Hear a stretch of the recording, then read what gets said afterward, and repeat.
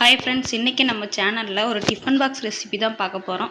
பார்த்ததுமே கண்டுபிடிச்சிட்ருப்பீங்க. ஆமாம், எங்கள் வீட்டிலேருந்து பொரிச்ச புதினா வச்சு இன்றைக்கி புதினா சாப்பாடு தான் செய்ய போகிறேன். அதுக்கு ஃபஸ்ட்டு ஒரு மிக்ஸி ஜாரில் 6-7 சின்ன வெங்காயம், 2 பச்சை மிளகா, அப்புறம் நம்ம க்ளீன் பண்ணி வச்சுருக்கிற புதினா இதெல்லாம் போட்டு மிக்சியில் போட்டு லைட்டாக தண்ணி விட்டு அரைச்சிக்கணும். வெறும் புதினாவை மட்டும் ஆட்டினா அரையாது, அதுக்காக தான் லைட்டாக தண்ணி விட சொன்னேன். இப்போ வடை சட்டியில் கொஞ்சம் எண்ணெய் ஊற்றி எண்ணெய் சூடான உடனே அதில் கடுகு போடணும்.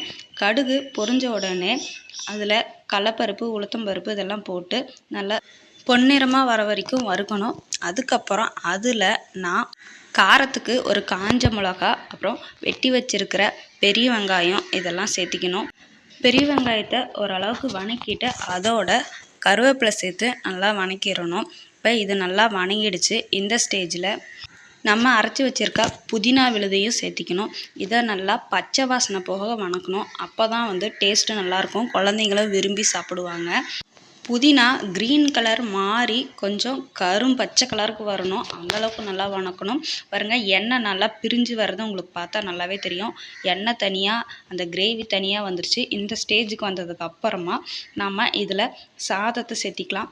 நாங்கள் எங்கள் காட்டை விளைஞ்ச நெல்லை தான் அரைச்சி சாப்பாடு செய்வோம். அதனால தான் சாப்பாடு கொஞ்சம் குழஞ்ச மாதிரி தெரியும். இது ஆனால் சாப்பாடு செம்ம டேஸ்ட்டாக இருக்கும்.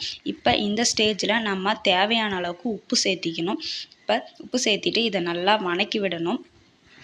இப்படி அடுப்பு மேலே சிம்மிலே வச்சுட்டு நல்லா கிளறி விடுங்க.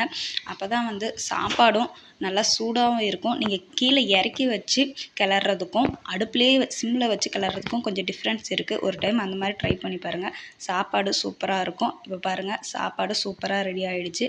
இப்போ இதை டிஃபன் பாக்ஸுக்கு பேக் பண்ண வேண்டியது மட்டும்தான் பாக்கி.